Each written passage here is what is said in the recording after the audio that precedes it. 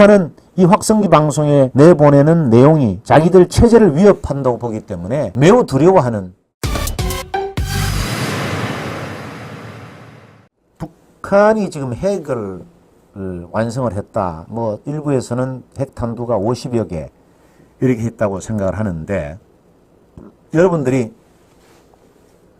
핵탄두는 두 가지 종류가 있습니다.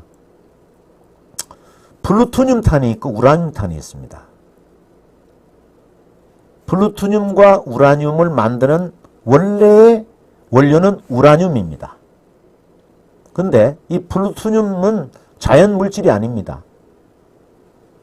우라늄을 가지고 우리가 원자력 발전소 같은 데에서 핵 연료를 사용을 해서 연료로 다 사용하고 나면은 연료봉이 다 사용을 하면 폐연료봉이 됩니다. 이 폐연료봉을 이른바 재처리하면 플루토늄이 나옵니다. 이 플루토늄으로 만든 것이 플루토늄탄입니다. 우라늄탄은 자연 상태에 있는 우라늄, 이거는 자연 상태에 있는 우라늄을 캐면은 U238이 거의 대부분이고, 우라늄 핵폭발의 원료로 사용하는 U235는 자연 상태에서는 0.2%밖에 안 됩니다. 근데 이것을 이른바 채로 좀 걸르면은 적어도 한 0.3% 정도 되는 순도의 U235가 만들어집니다. 이 U235를 옐로우 케이크라고 합니다. 옐로우 케이크, 노란 가루, 옐로우 케이크라고 하는데, 이 U235 0.3% 순도의 옐로우 케이크를 소위 원심분리기에 돌려가지고 농축을 하면 이게 3%짜리 농축 우라늄이 됩니다. 이것이 바로 핵 원자력 발전소에서는 핵 연료봉입니다. 이 핵 연료봉을 다 쓰고 폐연료봉을 가지고 처리한 것이, 재처리한 것이 플루토늄이라는 물질이 나오는 걸 갖고 플루토늄탄을 만드는 거고, 우라늄탄은 이 3% 되는 농축 우라늄을 더 농축을 시켜서 90% 순도의 U235로 만들어내는 과정, 이걸 가지고 원자폭탄을 만드는 것이 우라늄탄입니다. 따라서 플루토늄탄을 만드는 것보다는 우라늄탄을 만드는 것이 훨씬 더 절차가 간단합니다. 그래서 북한의 1차 핵위기는 플루토늄 원자탄을 만드는 과정이었고, 북한의 2차 핵위기는 우라늄탄을 만드는 과정이었습니다. 그래서 여러분들께서 잘 아시겠습니다마는 미국이 1945년 7월 달에 핵폭탄을 만들죠. 3개를 만들어서 하나는 실험을 하고 2개는 일본에 떨어뜨립니다. 히로시마에 8월 6일 날, 8월 9일 날은 나가사키에 핵폭탄을 투하하죠. 히로시마에 떨어뜨린 탄이 우라늄탄입니다. 그리고 나가사키에 투하한 원자탄이 플루토늄탄입니다. 그래서 우라늄탄은 만들기도 간편하고 크기가 작습니다. 그래서 8월 6일 1945년 8월 6일 히로시마에 떨어진 원자탄을 리틀보이라 그럽니다. 우라늄탄, 리틀보이, 작은 꼬마탄, 이렇게 얘기를 하고, 1945년 8월 9일 날 나가사키에 투하한 원자탄은 패트맨, 뚱뚱보탄이다, 이렇게 얘기를 합니다. 그러니까 우라늄탄은 크기가 작고 플루토늄탄은 뚱뚱보탄, 크기가 크죠. 근데 당시에는 미국이 항공기로 운반해서 이 플루토늄탄과 우라늄탄을 일본 본토에다 투하를 했습니다.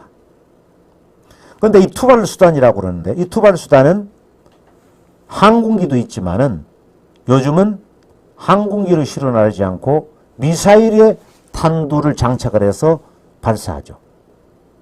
그래서 미사일 개발이라고 하는 것이 굉장히 무서운 겁니다. 근데 지금 북한이 미사일 개발이 거의 완성된 상태로 갔죠. 노동 미사일 이런 것들은 단거리 미사일인데 이제 장거리 미사일 이름 ICBM이라고 하는 인터컨티넨탈 벌리스틱 미사일 ICBM이라고 하는 장거리 미사일을 북한이 개발했기 때문에 이제는 ICBM에다가 우라늄탄 리틀보이라고 하는 우라늄탄을 장착을 하면은 미국 본토까지 공격할 수 있는 그런 능력을 갖게 된 겁니다. 북한이. 그런 상황에서 우리나라는 지금 어떻게 대응을 해야 되겠습니까? 만약에 지금 북한이 오물 쓰레기를 풍선에 갈아가지고 대한민국에 하루에 수백 개씩 보내고 있는 상황인데 이것을 대항하기 위해서 이제 군 당국에서 북한의 확성기 방송을 하기로 결정을 했고 지난주에 1차 확성기 방송을 했습니다. 북한은 이 확성기 방송에서 내보내는 내용이 자기들 체제를 위협한다고 보기 때문에 매우 두려워하는 그런 상황이죠. 그래서 목함질에 사건이 발생했을 때 2015년도인가요? 16년도, 15년도인가요? 목함질에 박근혜 정부 때 목함질 사건이 발생했을 때 북한이 발뺌을 하다가 대북 확성기 방송을 재개하니까 그쪽에서 바로 만나자고 해서 와서 북한이 유일하게 사과를 한 적이 있습니다. 그 정도로 대북 확성기 방송은 위력이 있습니다.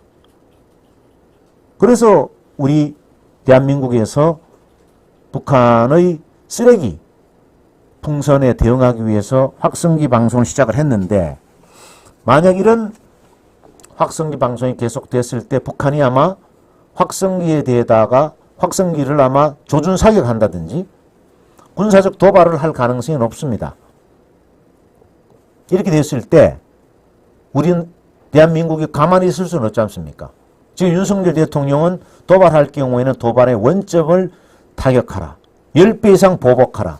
이렇게 얘기하고 있는 상황에서 만약 확성기에 북한이 사격을 했다 할 경우에 우리도 가만히 있을 수 없기 때문에 그 사격을 한 그 화기를 향해서 집중적으로 보복을 할 경우에는 이제 일종의 교전 상태가 되는 거죠. 이 상황에 대해서 이재명 민주당 대표는 오늘 서로 이렇게 에스컬레이션 하면은 국제전이 일어나는 것 아니냐. 그래서 자제해라. 이렇게 얘기를 하고 있습니다. 물론 그 말도 틀린 말은 아닙니다. 이렇게 가다가 긴장이 고조되면은 국지전 일어날 수가 있죠. 그런데 이런 상황에서 저는 한 말씀 드리고 싶은 것은 군사적 긴장이 고조된다고 해서 그것을 무작정 피하는 것만이 능사는 아니다. 우리가 디펜스라고 하는 용어가 있습니다. 영어의 디펜스라고 하는 것은 방위라고 합니다. 방위, 방어 이렇게 얘기하죠. 그런데 디티어런스라고 하는 거 있습니다. 디티어런스. 이거는 억지라는 개념입니다. 디펜스의 방위와 디티어런스의 억지는 완전히 다른 개념입니다. 디펜스는 때리면 막는 게 디펜스입니다. 그러면 막는 과정에서 코피가 터질 수도 있죠. 상대방이 우리가 개인 관계에서도 예를 들어서 주먹 다짐을 할 때 상대방이 때렸을 때 본인도 때리는 것이 디펜스입니다. 그래서 싸움을 하게 되면 본인도 코피가 날 수도 있고 깨질 수도 있죠. 근데 그걸 두려워하면은 상대방 제압 못합니다. 나는 얻어맞기 싫으니까 무조건 굴복을 한다? 상대방이 무서워하지 않죠. 저 친구를 한 대 때리면은 무조건 맞는구나. 그러면 매일 쥐어박는 겁니다. 그런데 한번 때렸을 때 자기가 비록 체구는 작고 힘은 약하더라도 상대방한테 죽기 살기로 대응을 해서 그 상대방의 이빨을 부러뜨린다든지 아주 강하게 대응을 하면은 비록 상대방이 덩치가 큰 사람이라 하더라도 그 겁을 먹어서 함부로 상대방을 괴롭히지 못하는 겁니다.